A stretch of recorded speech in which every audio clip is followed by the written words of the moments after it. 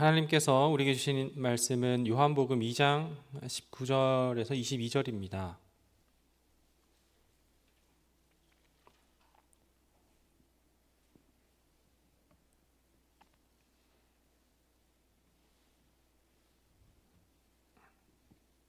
요한복음 2장 19절에서 22절 우리 함께 합독하도록 하겠습니다.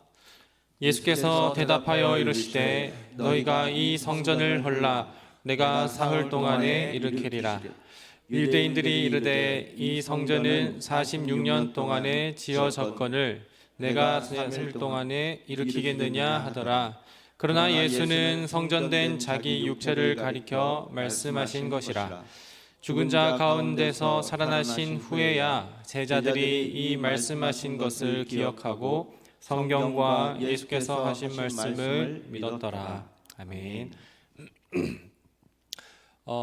제가 이제 수요 기도회 예배 인도를 맡을 때 신앙 고백이라는 시리즈로 함께 사도신경을 통해 우리의 믿음의 내용을 좀 함께 좀 살펴보고 있습니다. 그 중에 오늘은 죽은 자 가운데서 다시 살아나셨으며 그 3일 만에 죽은 자 가운데서 다시 살아나신 그 이야기 중에 그 일부를 함께 좀 의미를 되새겨 보고자 합니다. 사실 오늘 이렇게 함께 말씀 나누는 것은 제가 예수 그리스도의 부활에 대한 어떤 역사적인 근거나 사실 뭐 그런 걸 변증하고 입증하는 것은 아니고 오늘 본문에 비춰서 그 부활이 오늘날 우리에게 어떠한 의미가 되는지를 조금 더 그러한 관점과 초점을 맞춰서 이야기를 나누고자 합니다. 오늘 본문의 배경이 되는 시대에 유대인들이 죄사함을 받게 되는 죄사함 받게 되는 어떤 방법이 있었다면 그것은 무엇이었을까요? 어떻게 하면 이 유대인들은 죄 용서를 받을 수 있었을까요? 제사입니다. 그죠? 그들은 용서를 구하기 위해서 하나님께서 정해주신 제사의 방법을 가지고서 그렇게 제사를 했어야 됐습니다. 제사를 하기 위해서는 중요한 세 가지가 꼭 필요합니다. 제사를 하기 위해서 중요한 세 가지. 먼저는 제사할 장소가 필요하겠죠? 제사할 장소는 어디일까요? 성전입니다. 성전은 제사하는 장소입니다. 자, 그러면 제사를 위해 또 필요한 것이 또 하나가 있는데 제사장입니다. 제사장의 도움과 제사장의 이 제사가 없으면 이렇게 제사를 드릴 수가 없었습니다. 마지막으로 제사를 드리기 위해 마지막 필요한 것이 있다면 제물입니다. 제사를 위해서 죄 용서를 받기 위해 제사를 드리기 위해서는 성전, 제사장, 제물 세 가지가 필요한데 이 세 가지가 지금 다 동시에 나타나는 게 오늘 본문 우리가 읽은 본문이에요. 오늘 본문의 시기는 6월절이 가까웠었을 때입니다. 6월절이 가까울 때 예수님께서는 예루살렘으로 올라가셨죠. 예루살렘으로 가셨다는 건 예루살렘 성전으로 가셨다는 겁니다. 예루살렘 성전 뜰이 꽤 시끌벅적합니다.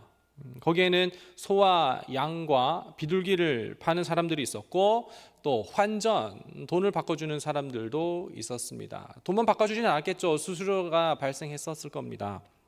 우리가 다 아는 것처럼 그 제사에 쓸 짐승들은 하나님께서 정해주신 짐승이어야 했어요. 그러니까 고양이 뭐 이런 건 안 되겠죠. 소와 양과 비둘기 오늘 본문에 나타나는 그런 종류의 짐승인데 제사를 드리기 위해서 뭐 예루살렘으로부터 먼 곳에서 굳이 예루살렘으로 온 것은 예루살렘 성전에서 제사를 드릴 수밖에 없기 때문에 그런 거겠죠.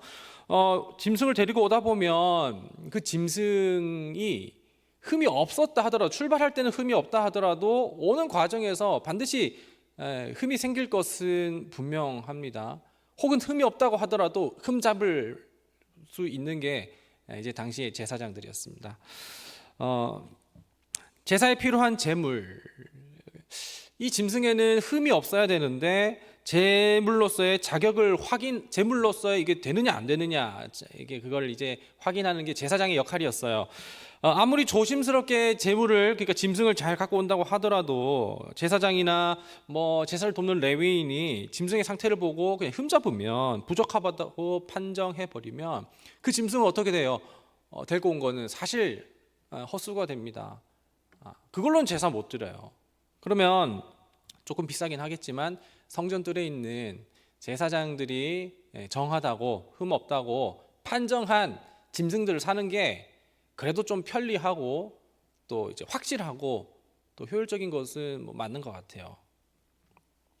이렇게 환전 장사도 하고 또 짐승 장사를 하면서 얻는 수익이 이제 오롯이 성전 관계자들의 몫이 되었죠. 이런 행위들은 제사를 하러 온 사람들의 어떤 편의적인 형태로 자리 잡은 것처럼 보이기는 하지만 결코 그렇지만은 않았습니다. 이 모든 것에는 하나님께서 처음에 제사를 이제 세우실 때 의도하신 바는 아니었어요. 그래서 예수님께서는 이 의도되지 못한 바 된 이 잘못된 이 모습들을 보고 예수님께서는 전부 다 엎으셨던 거죠. 깜짝 놀랍니다. 유대인들은 깜짝 놀랍니다. 거기에 있던 유대인들은 예수님의 그런 돌발 행동을 보고 깜짝 놀라서 예수님께 가서 묻는 거죠. 어떤 표징을 보일 수 있느냐. 근데 이 표징이라는 게 조금 의역을 하자면 그렇게 난리치는 거에 대해서 과연 너의 행동이 타당한 거에 대해 입증할 수가 있느냐 라는 것을 지금 요구를 한다라는 거예요.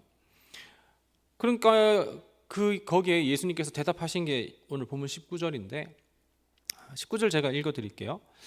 예수께서 대답하여 이르시되 너희가 이 성전을 헐라 내가 사흘 동안에 일으키리라. 예수님께서 이제 유대인들이 묻는 표징을 어떻게 보일 것이냐 했었을 때 어떻게 당신이 이 엎은 것을 보고 정당하다고 이렇게 입증할 수가 있겠느냐라는 이 질문에 예수님께서는 성전을 헐라 내가 다시 3일 만에 세우겠다라고 대답을 하십니다. 무슨 말씀인지 이해 가세요? 이렇게 봐서는 우리는 이해할 수가 없습니다. 예수님께서는 성전을 허물라 말씀하셨는데 너무 장사꾼들의 소굴이 된 것 같은 그 성전이 꼴보기 싫고 그래서 이럴 거면 다 없애라고 해서 그냥 철거 명령을 내린 건 아니었어요. 왜냐하면 성전 자체가 꼴보기 싫었던 건 아닌 것은 예수님께서 다시 성전을 다시 세우겠다고 하셨기 때문에 다시 세울 거 뭐 하려고 다시 무너뜨리겠어요? 20절에서 말하는 것처럼 예수님 당시의 성전은 헤롯 성전인데요. 46년 동안 재건했습니다. 46년 동안 지은 성전을 가지고서 무슨 텐트 짓는 것도 아니고 3일 만에 다시 짓겠다는 얘기를 들으면 유대인들은 허언증 걸렸다거나 예수님이 얼토당토 않다고 허무맹랑한 얘기라고 이렇게 생각을 했었을 겁니다. 그런데 요한은 오늘 본문의 저자인 요한은 21절을 통해서 예수님께서 3일 만에 다시 일으킨다라는 이 의미는 무엇이냐면 친절하게 설명해 주는데 3일 만에 일으킬 바로 자기 육체를 일컬어서 성전이라고 얘기했던 거죠. 그러니까 예수님께서 더 풀어서 말을 하면 그 헤롯 성전은 이제 더 이상 무의미하고 이제 3일 만에 부활함으로써 내 몸이 이제 거룩한 성전이 되겠다라는 것을 이야기하는 거였죠. 설교를 처음 시작하면서 제가 제사에 필요한 중요한 3가지가 있다고 말씀드렸습니다. 예수님께서 성전을 헐라 말씀하신 이 의도는 아까 말씀드렸던 그 3가지가 이제 더 이상 필요가 없어졌기 때문에 그런 것이기도 해요. 그런 관점에서 좀 보려고 하는데 먼저는 제물입니다. 예수님께서는 더 이상 이제 제물이 필요 없다고 말씀을 하신 것 같아요. 왜냐하면 예수님께서는 세상 죄를 지고 가는 하나님의 어린 양이 되셔서 친히 자기가 우리를 위한 제물이 되셨기 때문에 그런 것입니다. 그래서 이제 온 인류는 더 이상 죄 사함을 얻기 위하여서 반복하여 죄의 그 전가를 할 제물을 잡지 않아도 됐기 때문에 친히 자기가 자신이 제물이 되셨기 때문에 예수님께서 그렇게 말씀하신 거기도 하고요. 두 번째로는 더 이상 이제 제사장은 무의미하기 때문에 그렇습니다. 이 세 가지는 지금 오늘날 우리 삶 가운데 아무것도 없어요. 예루살렘 성전도 없고요. 물론 여기가 예루살렘 성전이죠. 성전이 없고요. 건물로서의 성전이 없고요. 제사 드리는 성전, 그리고 제물도 없습니다. 그리고 제사장도 없어요. 예수님께서 이때 말씀하신 이후로부터요. 두 번째가 제사장인데, 예수님께서는 자신을 제물로 드리셨을 뿐만 아니라 하나님과 우리 사이에 영원한 대제사장이 되어주셨습니다. 아론의 반차를 따르는 제사장들은 다 죽었습니다. 계속 죽기 때문에 계속 세워야 했었어요. 그러나 멜기세덱의 반차를 따르는 우리 구주 예수 그리스도는 영원한 대제사장이 되어주셔서 이제 반복해서 세워야 할 제사장이 필요 없고 영원부터 영원까지 우리를 위한 대제사장이 되어주셨기 때문에 더 이상 제사장이 필요 없기 때문에 그런 것입니다. 마지막으로는 성전이죠. 세 번째는 성전인데, 예수님께서는 십자가에서 숨을 거두실 때에 다 이루셨다 말씀하셨습니다. 그때 다 이루셨다 말씀하시며 숨을 거두실 때에 그 성소의 핵심 장소였던 지성소, 그 지성소를 가리고 있었던 휘장이 위에서부터 아래로 양갈래로 찢어졌습니다. 그러니까 그 지성소를 가리는 그 모든 핵심 내용들이 전부 다 기능이 상실됐다는 것을 반증하는 것이기도 하죠.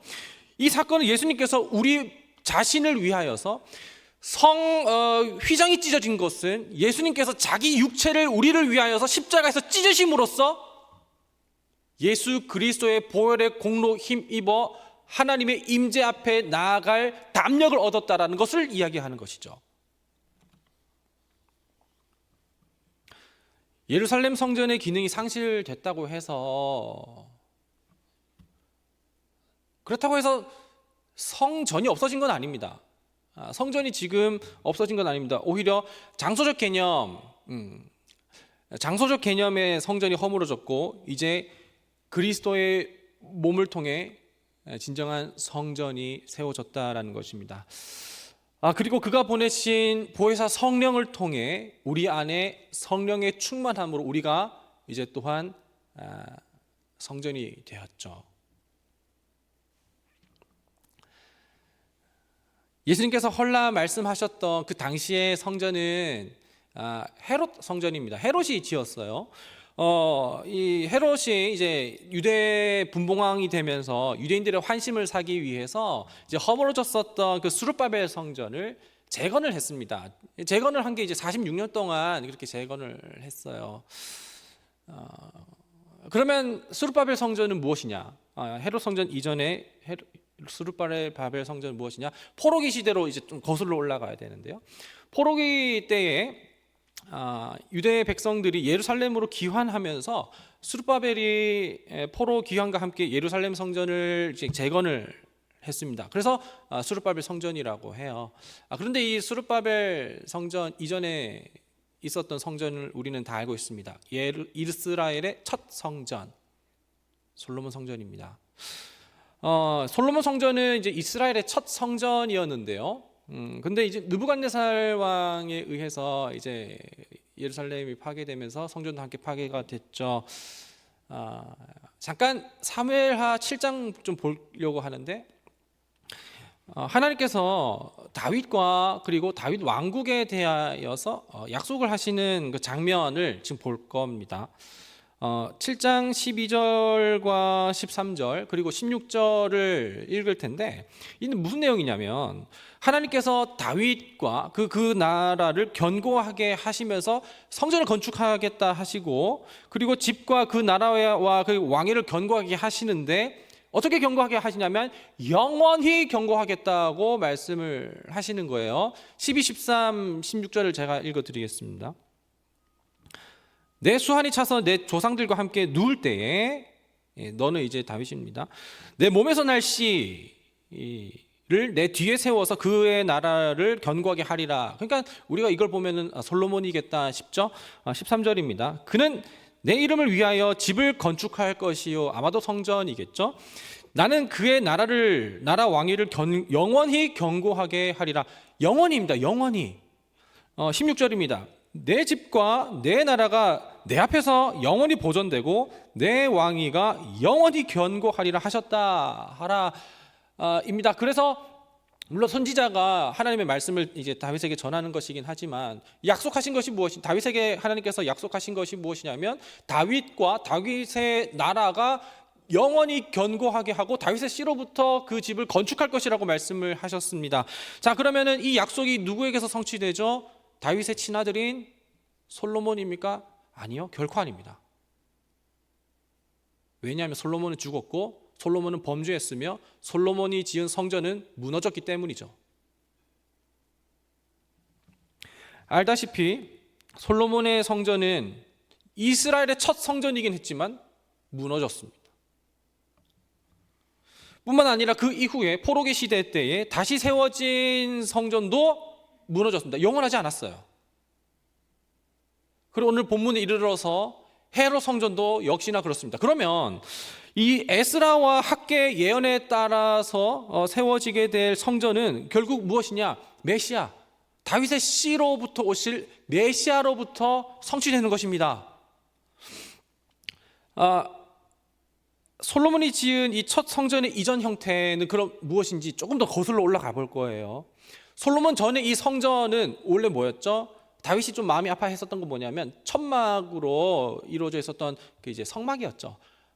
성막 형태입니다. 그리고 이 성막 형태는 출애굽할 때 하나님께서 이스라엘 가운데 광야에서 주신 것이죠. 이 성막이 출애굽 때부터 다윗의 시대에 이르기까지 이어진 것입니다. 자, 그러면은 이 성막을 우리가 함께 볼 건데 더 거슬러 올라가서 그러면은 출애굽 때에 하나님께서 주신 성막, 그럼 이 성막의 이전 형태는 무엇이었을까요?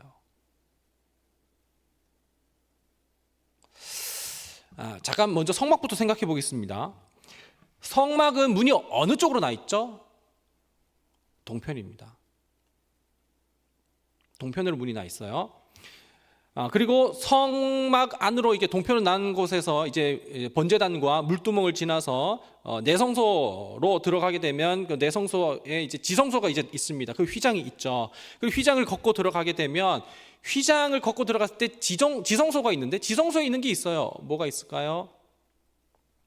속죄소가 있습니다. 이 속죄소가 있는데 이 속죄소에는 두 그룹이 있어요.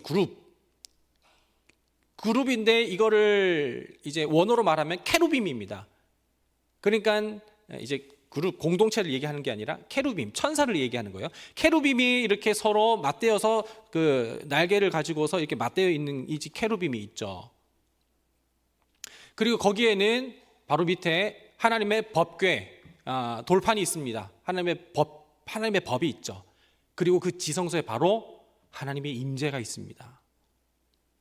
이 네 가지를 좀 기억을 해보면 좋겠어요. 동편으로 문이 나 있고 케루빔이 이렇게 있으며 그리고 거기에 하나님의 임재가 있고 거기에는 하나님의 법궤가 있습니다. 이것이 성막 이전에 어디에 있었느냐? 에덴입니다.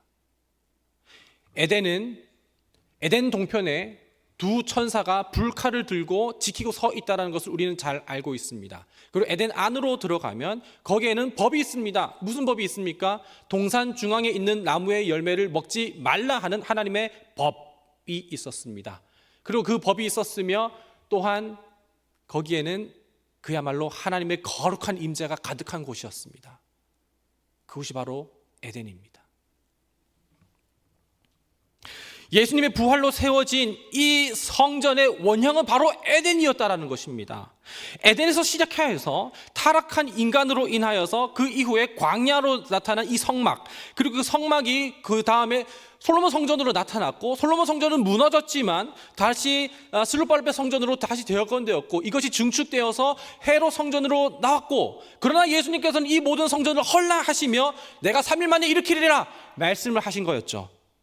인간의 타락으로 인하여서 잃어버렸었던 이 에덴은 계속해서 그 이후에 불완전하고 반복적이었던 성막과 성전에서 일어났었던 그 모든 그 제사가 이제 더 이상 필요하지 않게 되었음은 예수 그리스도의 죽으심과 부활하심으로 인하여서 그 모든 것이 전부 다 회복되고 완성된 것입니다. 그야말로 새 에덴인 것입니다. 첫 번째 아담으로 인하여서 죄가 들어와서 그래서 우리는 에덴을 잃어버렸지만 두 번째 아담이신 예수 그리스도의 오심으로 인하여서 우리는 새 에덴을 얻었습니다. 에덴을 회복할 수 있습니다. 첫 번째 아담으로 인하여서 그 다음에 있은 계속 반복된 제사와 그리고 성막과 성전에서 어떤 행위들이 반복되어야 했었고 많은 짐승들이 잡아져야 했었지만 두 번째 아담이신 예수 그리스도의 오심으로 인하여서 그분이 직접 자기 육체를 허시고 자기 자신이 제물이 되셔서 자기 자신이 제사장이 되어 자기 자신이 성전이 되어 주셨다라는 것입니다.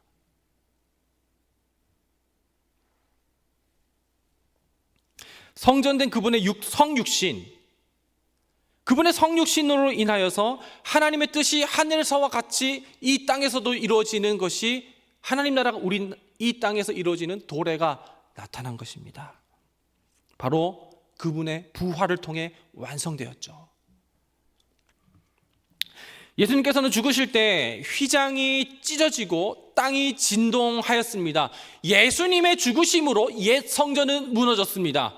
그리고 예수님께서 부활하심으로 3일 만에 일어나심으로 요나의 기적을 보이심으로써 새 성전을 세우셨고 이제 우리는 그리스도로 말미암아 그분을 믿는 우리 모두가 성전되었습니다. 바로 그분의 부활을 통해서요. 복음의 핵심은 바로 부활에 있습니다. 제자들은 부활에 대해서 예수님 생애 때 많이 듣기는 했었어요. 그리고 그렇지만 그 부활의 의미와 그리고 그 부활의 형태와 모습을 전혀 알지는 못했습니다. 어렴풋하게라도 몰랐어요. 그렇기 때문에 예수님의 십자가의 죽음은 그야말로 그냥 어차피 부활하실 거야 라는 그것이 아니라 너무나도 충격적으로 다가왔었던 예수님의 죽음이었죠. 예수님의 죽음은 그리고 결코 비밀스럽지 않았습니다. 제자들은 예수님의 죽음을 감추려고 할 수도 없었어요. 왜냐하면 예수님 시대에 당시 가장 강력했었던 제국인 로마 제국에서 그 로마 제국의 가장 극악한 처벌이었었던 십자가 처형을 통해 예수님께서는 모든 사람들 앞에서 보이시는 데서 공식적으로 공개적으로 처형당하셨기 때문에 그 죽음은 그 누구도 감출 수가 없었습니다. 예수님께서는 그야말로 죽으셨습니다. 하지만 그분의 죽으심이 모든 이들 앞에서 나타나신 이후에 그분의 다시 사심 또한 많은 이들에게 나타나셨어요. 그러니까 정말로 사셨다는 것입니다. 그분의 다시 사심은 음모론은 아니었습니다. 역사적인 사실이었죠. 경비병들은 헛되이 지키고 헛되이 봉했습니다. 죽음과 어둠과 사망의 권세에서 예수님께서는 빛과 생명으로 이기셨고 부활의 첫 열매가 되어주셔서 우리 모든 이들에게 죽은 자 가운데에게 생명과 그리고 영원한 산 소망이 되어주셨다는 것입니다. 부활하신 우리 주님은 많은 사람들에게 자기 자신을 보이셨고 제자들은 그때부터 달라졌습니다. 사복음서에서 나타난 제자들은 정말 다 멍청이 같고 어리석어 보였어요.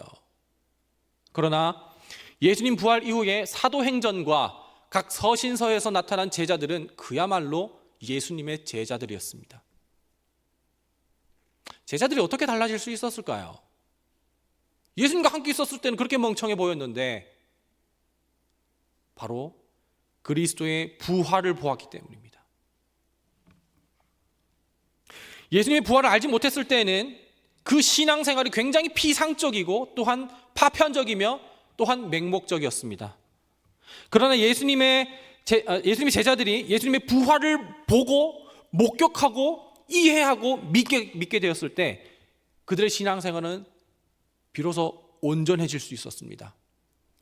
열광주의자가 아닙니다. 미쳤다는 것이 아닙니다. 완전해지고 온전해졌다는 것이죠. 모든 퍼즐이 맞춰졌기 때문입니다.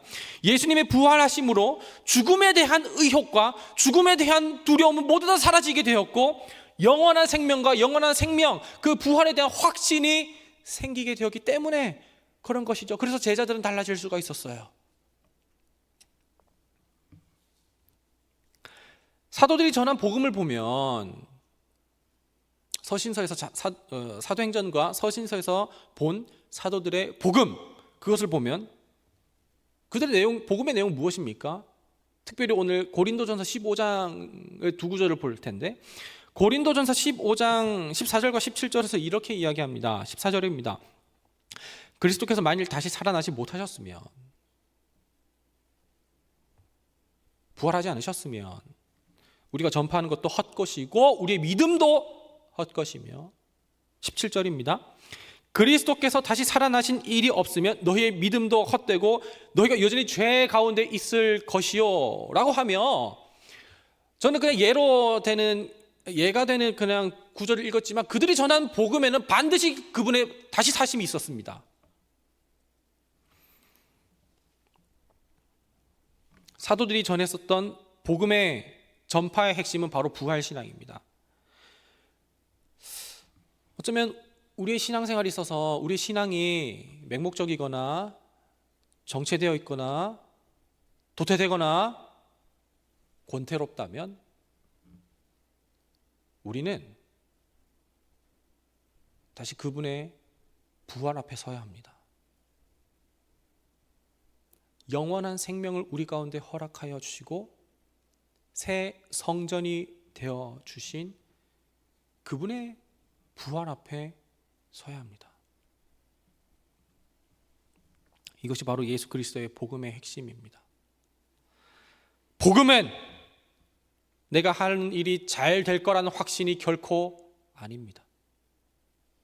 복음은 내가 건강하게 되고 똑똑하게 되며 좋은 사람을 만나게 될 것이라는 확신이나 믿음이 아닙니다.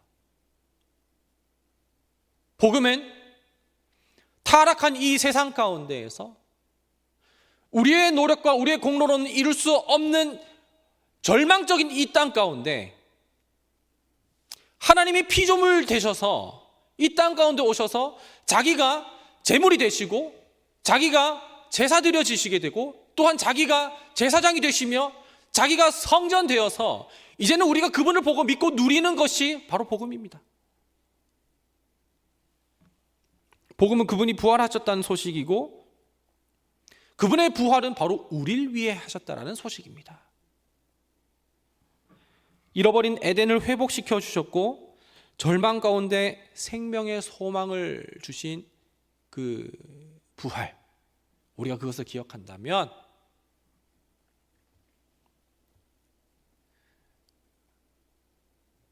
우리는 더 이상 권태로운 신앙생활에서 벗어나 기쁨과 소망과 사랑의 신앙생활을 할 수 있을 거라고 믿습니다.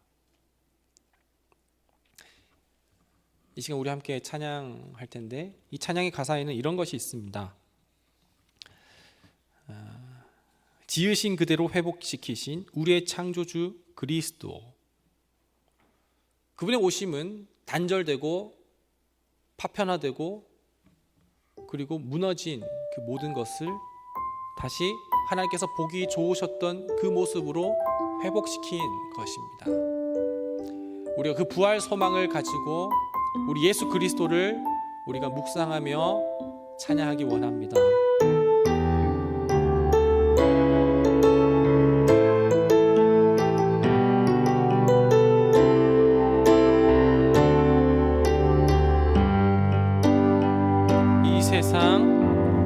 이 세상 가장 아름다운 순종의 눈물, 온 세상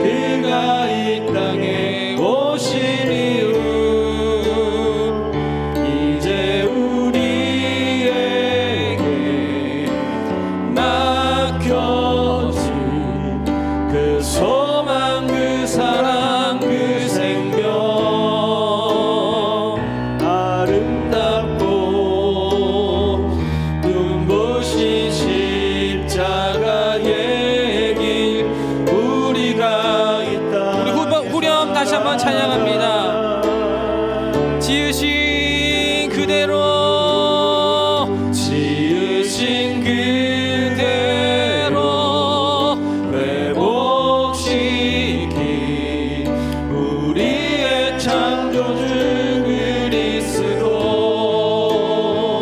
십자가의 길로 아버지 뜻 이루셨네. 그가 이 땅에 오신 이유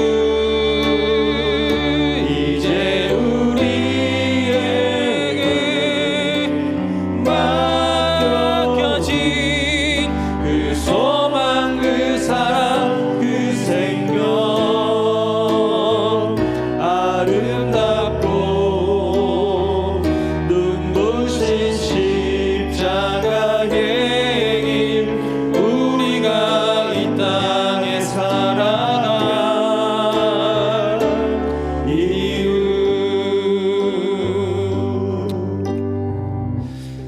하나님, 우리는 그동안 무엇을 믿고 무엇을 의지하며 살았는지 돌아봅니다. 우리가 믿는 것은 무엇입니까?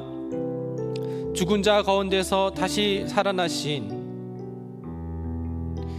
장사된 지 사흘 만에 죽은 자 가운데서 다시 살아나신 예수 그리스도입니다. 우리는 근데 다른 것을 믿고 싶을 때가 너무 많습니다.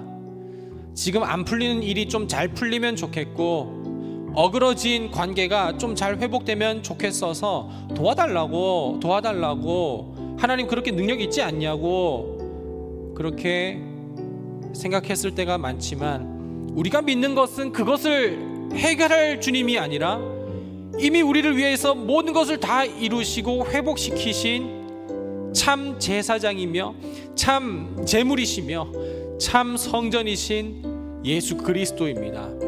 그분이 우리를 위하여서 부활하셨다는 것을 믿는다면 우리는 오늘 더 이상 도태되고 권태롭고 맹목적인 신앙생활이 아닌 기쁨과 소망과 영생에 대한 확신을 가진 그리스도인이 될 줄 믿습니다. 오늘도 우리를 그렇게 인도하여 주시옵소서. 하나님, 오늘 이 시간에 나올 때에 빈 마음과 빈손으로 나오지 않고 주 앞에 드린 손길이 있습니다.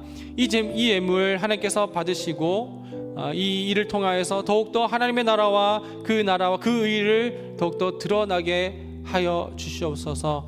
모든 말씀 우리 구주 예수 그리스도의 이름으로 감사드리며 기도합니다. 아멘.